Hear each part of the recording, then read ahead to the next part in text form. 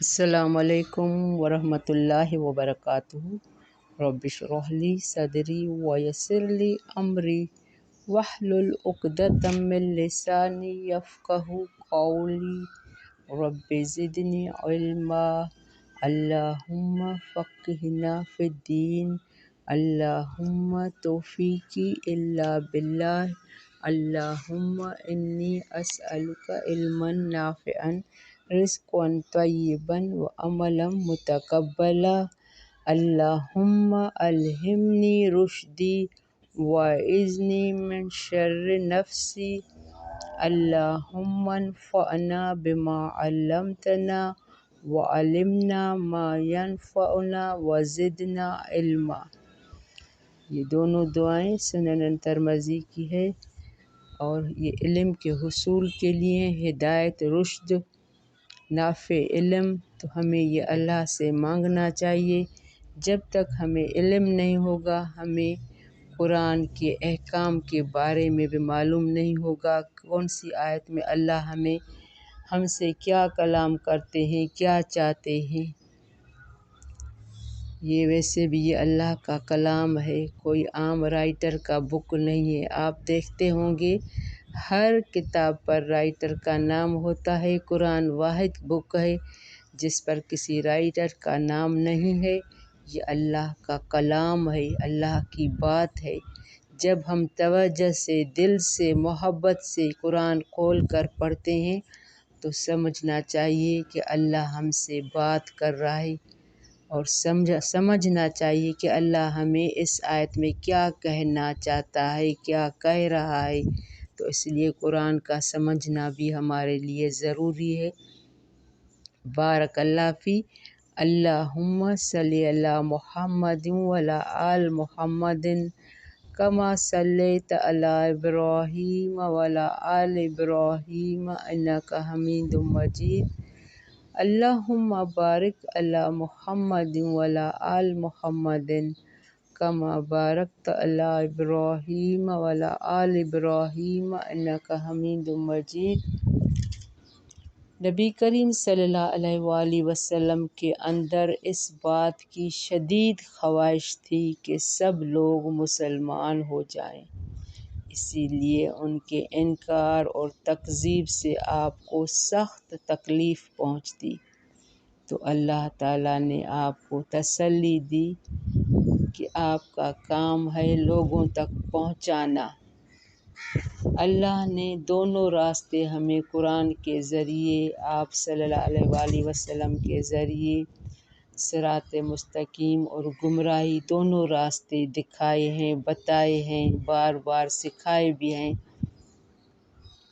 اب ہم انسانوں کا ہے تو یہاں آج آیت آئے گی کہ اللہ جو ڈھیل دے رہا ہے اس سے ہمیں غلط نہیں ہونا چاہیے کہ مصیبت صرف آپ آزمائش یا مصیبت یہ نہ سمجھیں۔ جب بری آزمائش آتی ہے، مصیبت آتی ہے تو لوگ سمجھتے ہیں ان کے کرتوت برے ہوں گے۔ جب دولت کی فراوانی ہو، نعمتیں زیادہ ہوں، صحت ہو، عقل ہو، فہم ہو، یہ بھی ہماری آزمائش ہے تو کہ بندہ ان نعمتوں سے کون سا کیسا فائدہ اٹھاتا ہے، اللہ کے لیے کام کر رہا ہے یا دنیا کے لیے کر رہا ہے۔ تو ہر نعمت کو ڈھیل اور آزمائش سمجھیں، اس کا صحیح استعمال کریں، اور نعمت کا صحیح استعمال شکر گزاری ہے۔ ہمیں اللہ کی ہر نعمت کو جو دی ہیں اس کا صحیح استعمال۔ بارک اللہ فی۔ آج کی تجوید اسٹارٹ کر رہے ہیں، آیت نمبر 179 سورۃ آل عمران۔ اعوذ باللہ من الشیطان الرجیم، بسم اللہ الرحمن الرحیم۔ ما کان اللہ لیذر المؤمنین علی ما انتم علیہ حتی حتى يميز الخبيث من الطيب وما كان الله ليطلعكم على الغيب ولكن الله يجتبي من رسله من يشاء فآمنوا بالله ورسله وإن تؤمنوا وتتقوا فلكم أجر عظيم ولا يحسبن الذين يبخلون بما آتاهم الله من فضله هو خيرا لهم بل هو شر لهم سيطوقون ما بخلوا به يوم القيامة ولله ميراث السماوات والأرض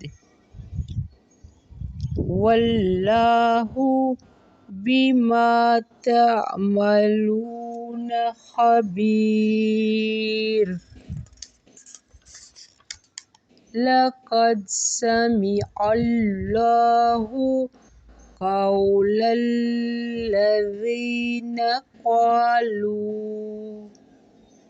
قالوا إن الله فقير ونحن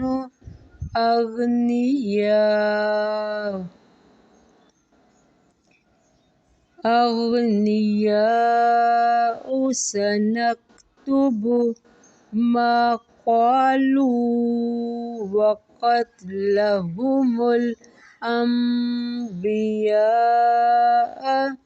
بغير حق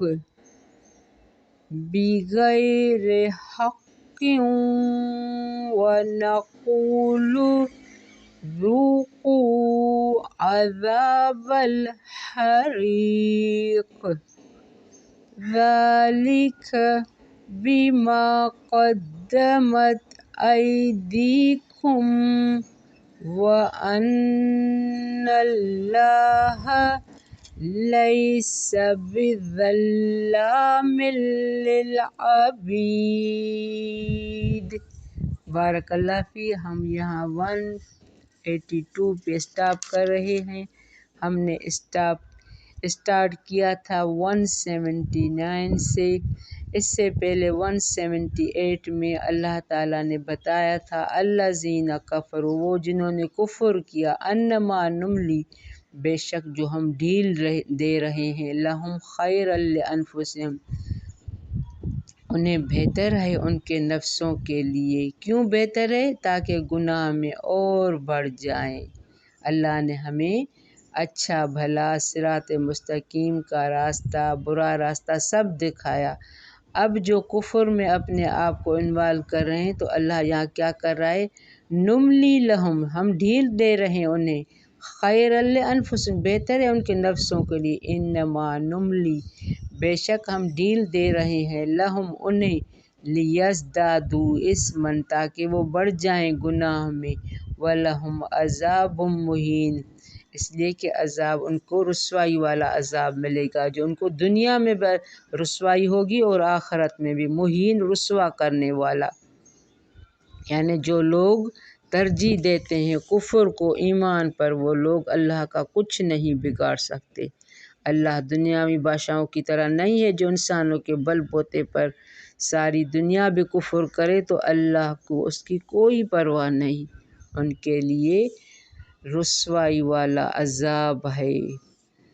انما آج کی آیت ما کان لیذر، نہیں ہے اللہ کہ وہ چھوڑ دے مومنوں کو علی ما انتم علیہ حتی یمیز الخبیث من الطیب، نہیں ہے اللہ کہ وہ چھوڑ دے مومنوں کو اوپر اس کے جو ہو تم جس پر، یہاں تک کہ وہ چھانٹ دے ناپاک کو پاک سے۔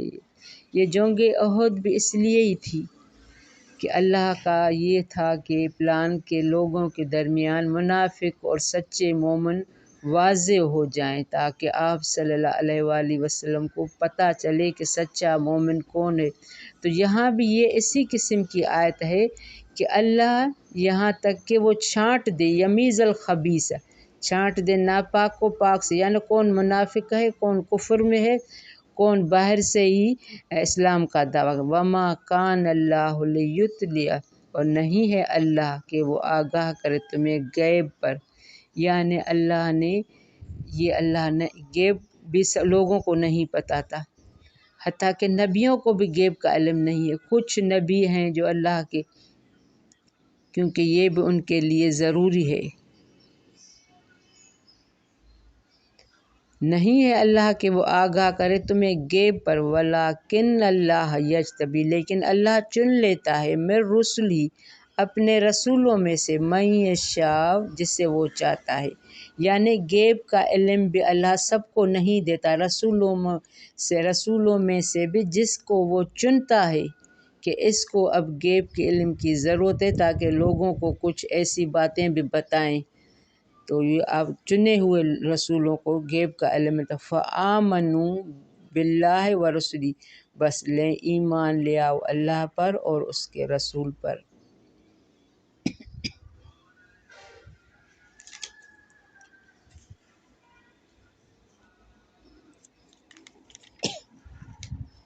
اس لیے کہ اللہ تعالیٰ آزمائش کی بھٹی سے ضرور گزارتا ہے تاکہ اس کے دوست واضح اور دشمن ذلیل ہو جائیں، مومن صابر منافق سے الگ ہو جائے۔ ہاں البتہ اللہ تعالیٰ اپنے رسولوں میں سے جس کو چاہتا ہے غیب کا علم عطا فرماتا ہے، جس سے بعض دفعہ ان پر منافقین کا اور ان کے حالات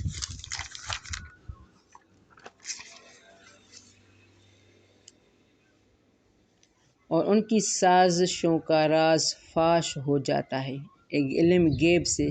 جیسے آپ صلی اللہ علیہ وآلہ وسلم کو ان پر حملہ کرنا تھا تو اللہ نے آپ کو بتایا تھا کہ آپ نکل جائیں مکے سے، تو اسی طرح اللہ کچھ باتیں ضرور ہوتی ہیں جس کے لیے اللہ ان کو غیب سے مطلع کرتا ہے، ان کی سازشوں کا راز فاش ہو، یعنی یہ بھی ہے کہ کسی وقت اور کسی نبی پر ہی ظاہر کیا جائے، ورنہ عام طور پر نبی بھی جب تک اللہ تعالیٰ نہ چاہے منافقی کے اندرونی نفاق اور اس کے مکر و کید سے بے خبر رہتا ہے۔ جیسے سورۃ توبہ کی آیت نمبر 1010 میں اللہ تعالیٰ نے فرمایا کہ اعراب اور اہل مدینہ میں جو منافق ہیں، اے پیغمبر آپ صلی اللہ علیہ وآلہ وسلم ان کو نہیں جانتے، ہم جانتے ہیں۔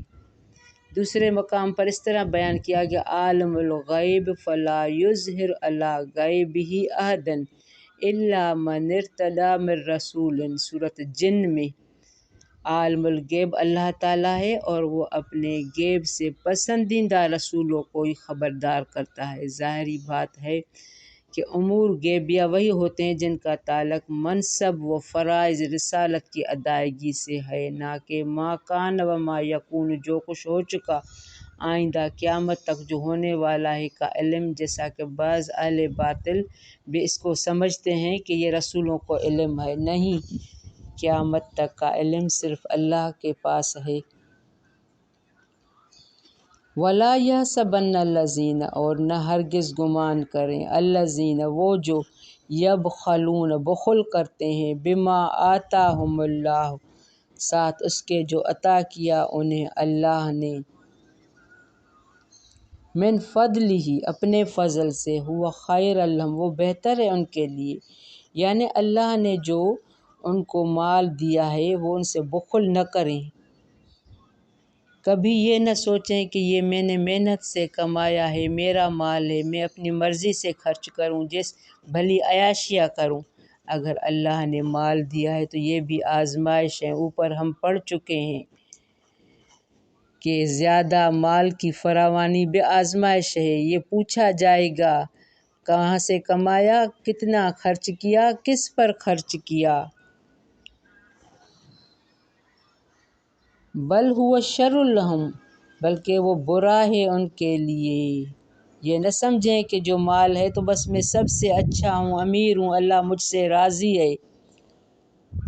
اللہ نے جو اپنے فضل سے دیا ہے، بل ہوا شر لہم یہ بلکہ وہ برا ہے ان کے لیے، سیطوقون ما بخلوا ان قریب وہ طوق پہنائے جائیں گے، ما بخلوا اس کا جو انہوں نے بخل کیا، بھی جس کا، یوم القیامت دن قیامت کے، وَلِلَّهِ میراث السماوات اللہ کے لیے ہے میراث آسمان و زمین کی، واللہ بما تعملون خبیر اور اللہ اس سے جو تم عمل کرتے ہو خوب باخبر ہے۔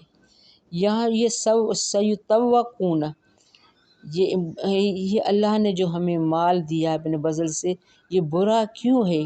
ان قریب وہ طوق پہنائے جائیں گے، کون؟ جو اللہ کے دیے ہوئے مال سے بخل کرتے ہیں۔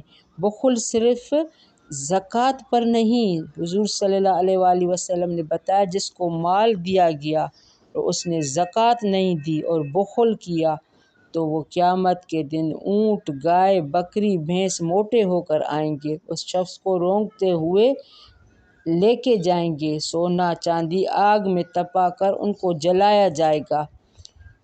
تو اسی لیے اللہ کے خزانے میں سے اپنے ہی ہاتھ میں سے دیتے جائیں۔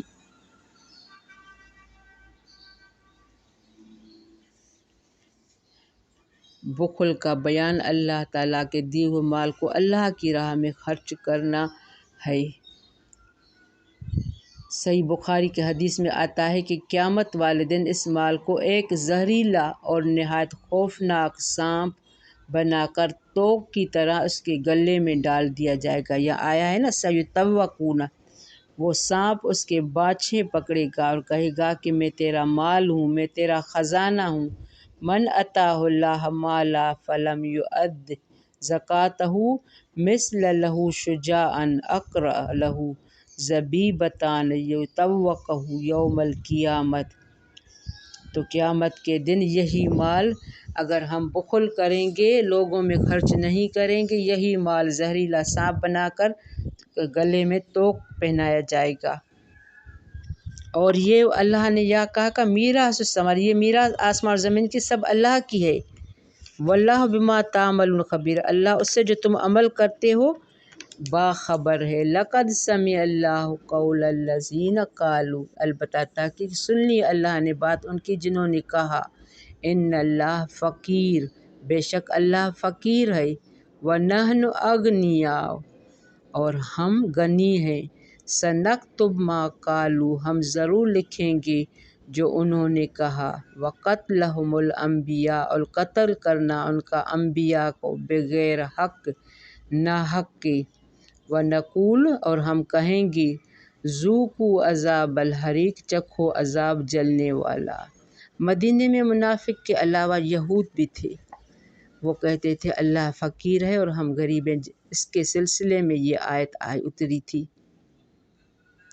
ایک تو اپنے آپ کو مسلمان کہتے تھے، دوسری طرف اللہ کی آیات کا مذاق اڑاتے تھے۔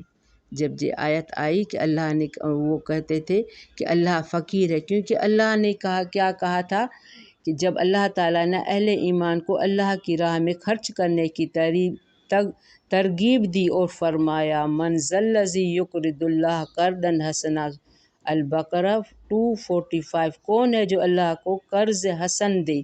تو یہود نے کہا، اے محمد صلی اللہ علیہ وآلہ وسلم، تیرا رب فقیر ہو گیا ہے کہ اپنے بندوں سے قرض مانگ رہا ہے، جس پر اللہ تعالیٰ نے یہ آیت نازل فرمائی کہ ہم عنقریب سنکتب ما قالوا ہم لکھ لیں گے جو انہوں نے کہا، وقتلہم الانبیاء، اور وہ نبیوں کو قتل بھی کرتے تھے، جو نبی ان کو اللہ کا پیغام پہنچاتے مسلمانوں نے کی تھے تو ان کو ناحق قتل کرتے تھے۔ ذالک بما قدمت، یہ بے وجہ اس کے جو آگے بھیجا، ایدیکم تمہارے ہاتھوں نے، وان اللہ بے شک اللہ، لیس بظلام للعبید نہیں ہے ظلم کرنے والا بندوں کو۔ یعنی تم جو اپنی دنیا میں اللہ کے بارے میں جو نازیبا باتیں کہتے ہو، اللہ نے وہ تمہاری کرامن کاتبین سب کچھ لکھ رہے ہیں، تو اللہ تم کو وَنَقُولُ ذُوقُوا، اور ہم کہیں گے چکھو عذاب جلنے والا، حریق یہاں آیا ہے، تو وہ ان کی جب جلیں گے تو وہ کھالیں سڑ جائیں گی تو دوسری کھال آ جائے گی، لیکن ان کا عذاب نہیں ختم ہوگا۔ یہ کیوں؟ بے وجہ ذالک بما، بے وجہ اس کے جو آگے بھیجا تمہارے ہاتھوں نے۔ یہ اوپر آیت بتائی گئی ہے کہ لقد سمع اللہ قول، تاکہ سن لی اللہ نے بات جنہوں نے کہا کہ اللہ فقیر ہے، یعنی اللہ کے بارے میں جو یہ تکذیب کرتے تھے، یہاں ان کو یہ ان کی پاداشت میں، اور نبیوں کو ناحق قتل کرتے تھے، ان کے لیے ان کو جلنے والا عذاب ہوگا۔ وَأَنَّ اللَّهَ لَيْسَ بِظَلَّامٍ لِّلْعَبِيدِ، بے شک اللہ نہیں ظلم کرنے والا، یعنی اللہ ظلم نہیں کرتا، تم خود اپنے اوپر یہ دنیا میں یہ غلط کام کر کے، نافرمانیاں کر کے اپنے آپ کو ظلم میں ڈھال رہے ہو۔ بارک اللہ فی ربنا تقبل منا انک انت السمیع العلیم وتب علینا انک انت التواب الرحیم۔ السلام علیکم ورحمۃ اللہ وبرکاتہ۔